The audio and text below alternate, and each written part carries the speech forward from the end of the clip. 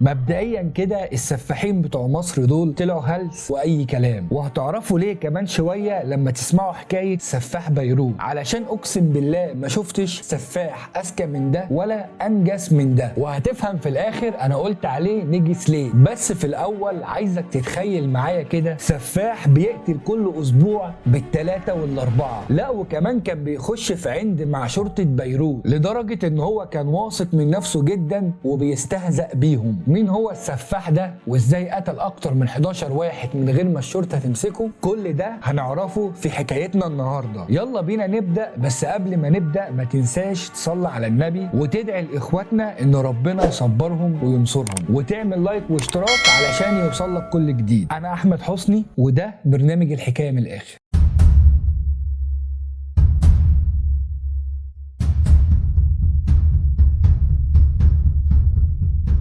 الشخص اللي قدامكم ده اسمه عم جمال حسين، عنده 61 سنة ومن لبنان تحديدا مدينة بيروت، وشغال سواق تاكسي. وفي يوم 1/8/2010 الساعة 11 بالليل قرر عم جمال ان هو هيروح لانه تعب طول اليوم من الشغل، بس قبل ما يروح قال هياخد اخر رحلة وبعد كده يروح. بيني وبينكو يا ريته كان روح ولا اخد الرحلة دي. المهم عم جمال فضل يلف في شوارع بيروت على اساس انه يلاقي اي زبون، وفجأة يلاقي زبون بيشاور له فيقف عم جمال علشان يشوف الزبون ده رايح فين، ولكن للاسف الزبون ده يطلع رايح قرية بره مدينة بيروت. فرفض عم جمال الرحلة وقال له انا اسف مش هقدر اوديك علشان انا شغال من بدري الصبح وعايز اروح اقعد مع اولادي. فالشخص ده قال له معلش تعالى وديني بسرعة علشان امي تعبانة في المستشفى وانا لازم اروح لها بسرعة. وقال لعم جمال انا هديك 10 اضعاف ثمن الرحله. فعم جمال اول ما سمع المبلغ طمع ووافق ان هو يوصله، بالرغم ان عم جمال كان مرهق وتعبان لانه شغال من بدري، بس قال يضغط على نفسه ويوصله، يمكن وهو راجع يلاقي زبون رايح بيروت وبكده يبقى كسب فلوس كتير. شوف سبحان الله، اي مصيبه بتحصل بيبقى وراها طمع. المهم ركب الشخص ده وعم جمال بدأ الرحله، وبعد نص ساعه من المشي وصلوا لاول الطريق بتاع القريه دي، وفجاه الراجل يقول لعم جمال معلش اركن على جنب علشان انزل افك ميه لاني عندي السكر. افك ميه دي يعني اعمل حمام. انا مش عارف هي بتتقال في بلدكم ازاي بصراحه، يا ريت كل واحد يكتب هي بتتقال ازاي في بلده ويكتب هو منين، فرصه نتعرف على ثقافات بعض، ويا ريت بقى تعمل اشتراك بالمره. المهم عم جمال فعلا يركن التاكسي علشان الراجل ينزل يفك ميه، وفجاه يطلع الشخص ده مسدس ويضرب عم جمال بيه، وبعدها يفضل الشخص ده وعم جمال في التاكسي لمدة ربع ساعة. بيعملوا ايه خلال الربع ساعة دي؟ كل ده هنعرفه في الاخر. وبعد ربع ساعة الشخص ده يفتح باب التاكسي ويرمي عم جمال وهو غرقان في دمه بره التاكسي، ويسرق التاكسي من عم جمال ويهرب. وتاني يوم الصبح الناس تتفاجئ في الشارع ان في واحد مقتول على الطريق، فيبلغوا البوليس فورا علشان يجي يشوف جريمة القتل دي. ولما البوليس يجي يكتشف ان الشخص ده لسه ما ماتش وبيتنفس بس حالته خطرة، فالشرطة اتصلت بالإسعاف على طول، والإسعاف جت خدته وودته المستشفى ودخلته العناية المركزة لأني كانت حالته صعبة جدا وما بين الحياة والموت، وكان مضروب بالرصاص وبينزف وحالته خطيرة جدا. بس الحمد لله الدكاترة وقفت النزيف ده، ولكن الشخص ده دخل في غيبوبة وما زالت حالته خطيرة. والشرطة تبدأ تعمل تحريات عن الشخص ده وتكتشف ان اسمه عم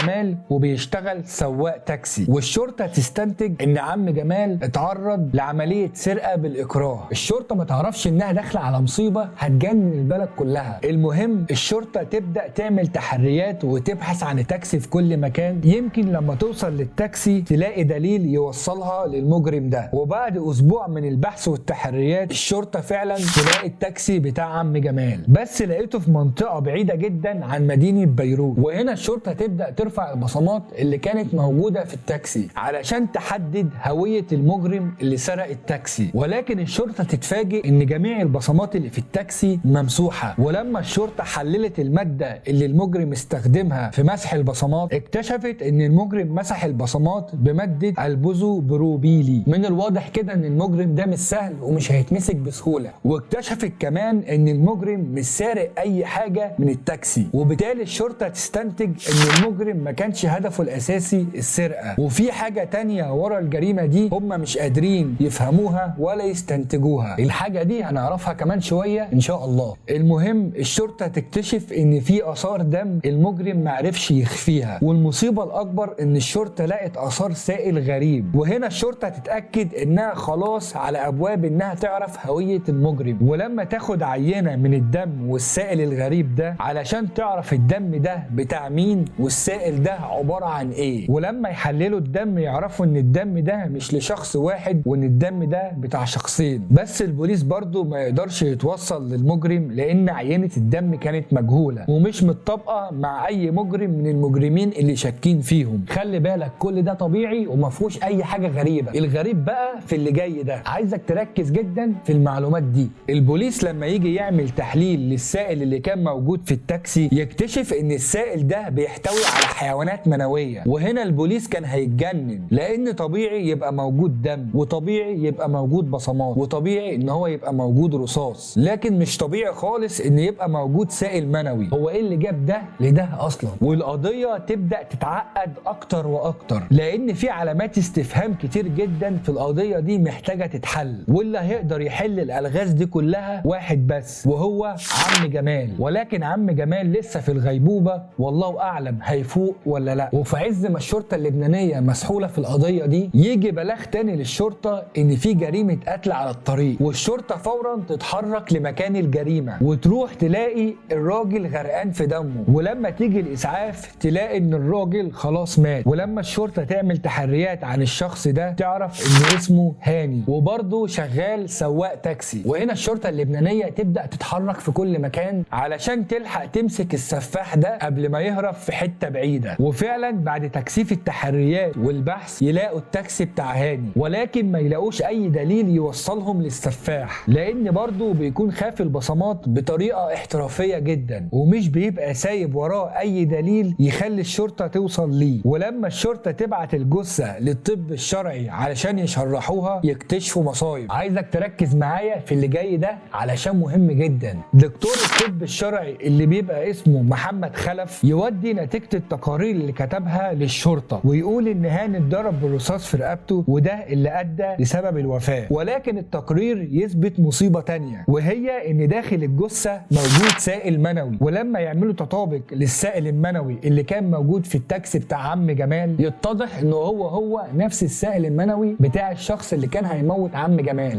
والشرطة تستنتج ان هم قدام سفاح بيعمل الجرائم بتاعته بشكل متسلسل، ولكن ما يقدروش يستنتجوا ايه الهدف من ورا الجرائم دي، واشمعنى بتوع التكاسي بالذات، واشمعنى بيبقى موجود سائل منوي في كل الجرائم دي. معقول يكون السفاح شاذ ومش لاقي حد يعمل معاه كده علشان كده بيخطف بتوع التكاسي وبيعمل معاهم كده؟ طب حتى لو كده ليه بيقتلهم؟ ويرجعوا الاول سؤال من تاني، اشمعنى بتوع التكاسي؟ ويفضلوا يلفوا في نفس الدايره المقفوله بتاعه الاسئله لدرجه ان هم كانوا هيتجننوا لانهم مش قادرين يوصلوا لاي اجابه من الاسئله دي. وفي نفس الوقت بيحصل جريمه تاني بنفس التفاصيل والشرطه اللبنانيه كانت مش عارفه تعمل ايه، والناس في مدينه بيروت كانت خايفه جدا، والموضوع بقى راي عام لدرجه ان اغلب السواقين بتوع التاكسي بطلوا شغل وقعدوا في البيت. وجات للشرطه اللبنانيه فكره حلوه قوي علشان تقبض على المجرم ده، وهي ان الشرطه بقت تشغل مخبرين على تكاسي على امل ان السفاح يركب مع واحد منهم ويتقبض عليه. ولكن ده ما حصلش لان السفاح كان اذكى منهم لدرجه ان هو دخل مع الشرطه اللبنانيه في عين، وبدل ما هو اللي كان بيركب التاكسي وبيقتل السواقين بقى هو اللي شغال على التاكسي وبيقتل الزباين. ولكن الزباين اللي كان بيقتلهم لما كانوا بيتشرحوا ما كانش بيبقى موجود جواهم السائل المنوي ده. واضح جدا ان السفاح طريقته اتغيرت او في سر غريب جدا هنكتشفه كمان شويه. المهم من حسن حظ الشرطه اللبنانيه ان السواق اللي اسمه عم جمال بتاع الواقعه الاولى فاق وبقى قادر يتكلم ويوصف المجرم بكل وضوح، والشرطه فورا تروح له المستشفى علشان تاخد اقواله وتخليه يوصف المجرم ويقول ايه اللي حصل في يوم الجريمه بالظبط. وعم جمال يقول ان جاله واحد عايز يروح منطقه كذا وعرض عليه مبلغ كبير جدا علشان يوصله للمكان ده، وكان بيقول ان هو مستعجل علشان امه في المستشفى وانا وافقت ان انا اوصله، ولكن في نص الطريق طلب مني ان انا اقف علشان ينزل يعمل حمام، وانا بنزله لقيته بيطلع المسدس من جنبه وكان هيضربني. يضربني، بس انا اخدت بالي وطلعت مفتاح من جنبي وضربته بيه، ولكن هو ضربني بالمسدس وفقدت الوعي ومش فاكر بعد كده حصل ايه. ولما الشرطه وريته صور للمشتبه فيهم، عم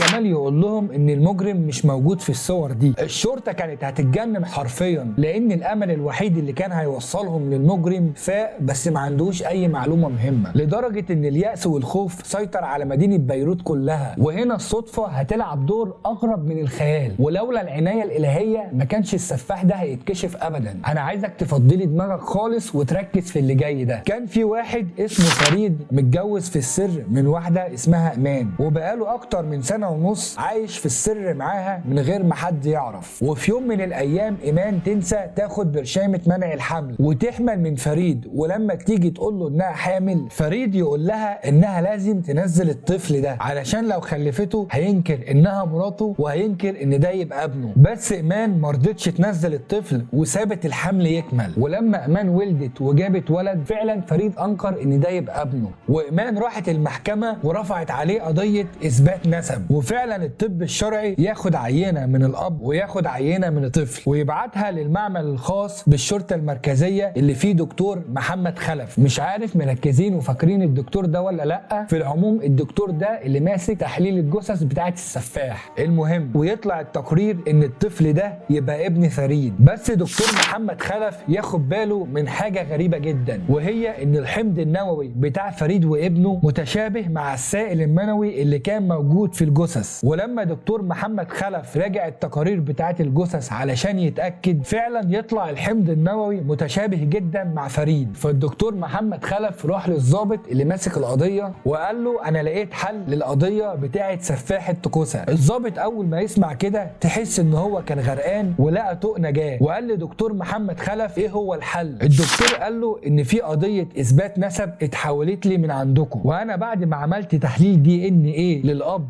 والابن وطلعوا متطابقين، لقيت حاجه غريبه خالص، ان الحمض النووي بتاع الاب واللي اسمه فريد متطابق مع الحمض النووي اللي كان موجود في الجثث اللي قتلهم السفاح. وبكده ممكن يبقى فريد سفاح التكاسي اللي احنا بندور عليه. وفورا يطلع اذن نيابه بالقبض على فريد ويتعمل له تحليل DNA علشان يتاكدوا 100% ان الحمض النووي بتاع فريد متطابق مع اللي في الجثث. وبعد التحاليل ما تظهر تثبت فعلا ان الحمض النووي متشابه جدا مع اللي في الجثث، وتتوجه لفريد تهمه قتل سواقين التاكسي. وبعدها يتم عرض فريد على عم جمال الشاهد الوحيد على السفاح. ولكن عم جمال يفاجئ الشرطه ويقول مش ده السفاح اللي حاول يموتني. الشرطه ساعتها كانت هتتجنن لانهم رجعوا لنقطه الصفر من تاني. ولكن لما دكتور محمد خلف يعرف شهاده عم جمال، يقترح على الضابط اللي ماسك القضيه ان يصور كل قرايب فريد ويوريهم لعم جمال، لان السفاح مش هيخرج من دايره قرايب فريد. وفعلا يتم في سريه تامه تصوير كل قرايب فريد من بعيد لبعيد وعرضها على عم جمال. وفي اللحظه دي عم جمال يشاور على صوره ويقول ان هو ده السفاح اللي حاول يقتله، والشخص ده يبقى اسمه ادهم عباس ويبقى ابن عم فريد. وفعلا يتم القبض على ادهم وتتوجه له تهمه قتل السواقين. في الاول انكر ادهم اي تهمه توجهت له، ولكن بعد ما عرف ان عم جمال عايش وهو اللي اعترف عليه، يتاكد ان القضيه كده لابساه، علشان كده اعترف بكل حاجه عملها وان هو اللي قتل السواقين. وكان بيمارس معاهم الشذوذ الجنسي لانه وهو صغير اتعرض لاغتصاب من سواق تاكسي، علشان كده لما كبر قرر ان هو هينتقم من كل سواقين التاكسي. وبعد تحقيقات كتير يتحول ادهم للمحكمه ويتحكم عليه بالاعدام. لحد هنا انا خلصت. ما تنساش تعمل لايك واشتراك لو عجبك المحتوى. انا احمد حسني وده برنامجكم الحكايه من الاخر. سلام.